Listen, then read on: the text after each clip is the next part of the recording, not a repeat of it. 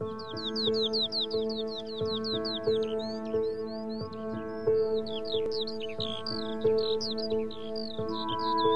the time of the First World War, Euxton was a sleepy village, a rural village, and for a lot of the men and even women who joined up and volunteered, it would have been quite an adventure really to have served abroad, or even to just serve in London would have been a million miles away from home and from the lifestyle they were used to.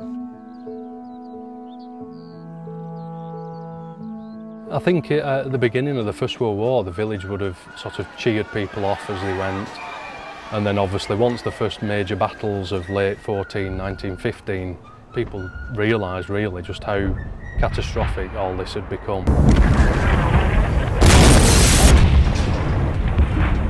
By 1916 and 17, with conscription, people not necessarily having a choice of joining up, it turned from an adventure to a real disaster.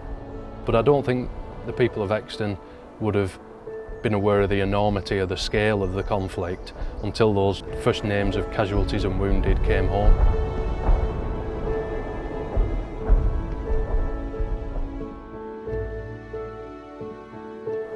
I'm incredibly humbled to see some of the artefacts and the paperwork that people bring forward.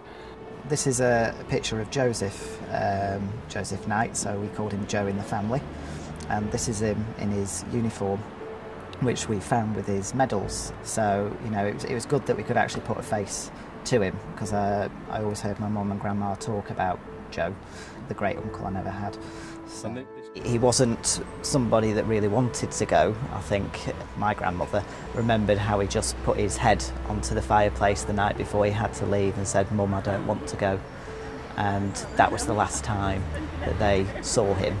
And I think that for me was really poignant, and it showed how he was worried. And was this piece of paper literally all the family got? This was all we had, and his medals and a photograph. These are things that aren't online, they aren't copied anywhere else. These are what a family have held on to for 100 years, perhaps not knowing their value in terms of information or historical research. But once a project such as Euxton War Stories can say to people, we're looking for this information, we're trying to gather it all in one place, if people can then uncover those resources and share them with everybody, it just paints an entirely bigger picture of the sacrifice that the people of Euxton made.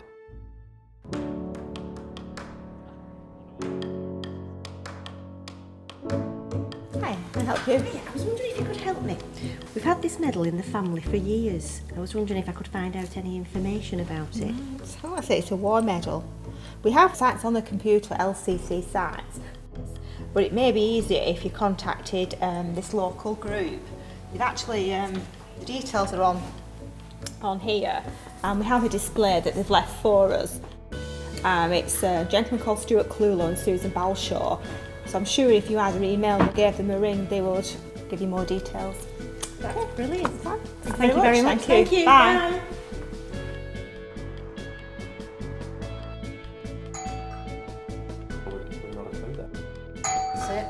That'll be Helen. She's coming with something. All right.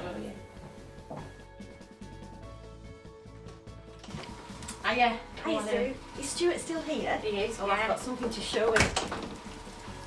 Come on in. Oh yeah, you all right? I was at the library and Kath said you were here. We've had this medal in the family and we've never known what it was for.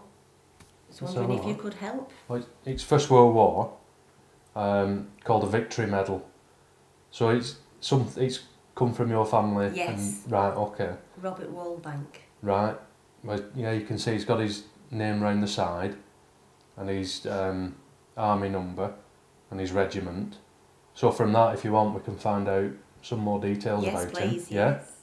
It's good for the community when people find that they're related to people, and that's happened all along. We've had people that have just come and seen a name and thought, yeah, that's a relative of mine, so it does feel good to be involved that way.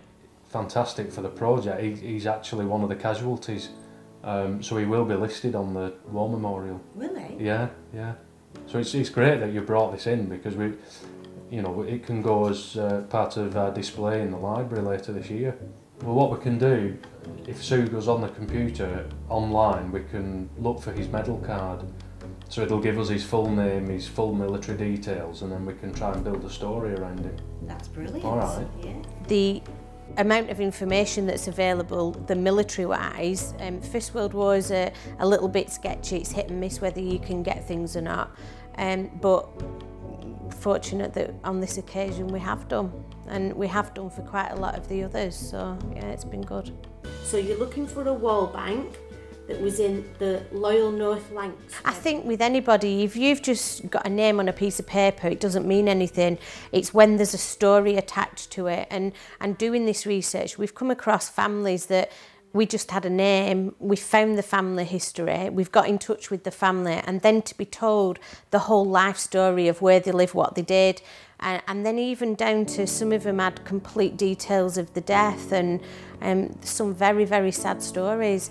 But the children like listening to them. It's kind of part of their heritage that they need to know what happened and what these men did for them. And at the side of it, there's a picture of him. Oh, wow. I felt very proud of the men and women that went to go and fight, and they did something very good for the country. They paid the ultimate sacrifice by dying for us, and I feel sorry for the families that got left behind because all they got was a telegram saying that they'd died.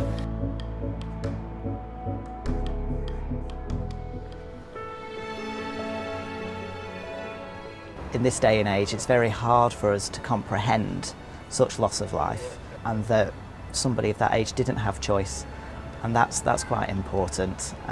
Joseph didn't have a choice to go. He went, he served, he didn't come home, and he hadn't really started his life at all. And I think hopefully young people during the centenary will think about that.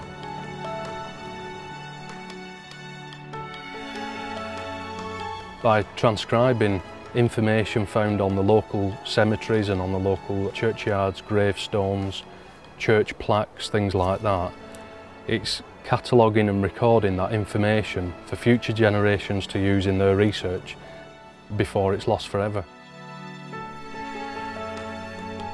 But a real thrill is to be able to then go back to the families and share the information we've found, and perhaps give them something a little bit back, that where they've only ever just held a medal or a photograph belonging to a great uncle or great grandfather, we've then been able to go back to them and give them the full life story, or sadly sometimes short life story, that that person's had during the First World War.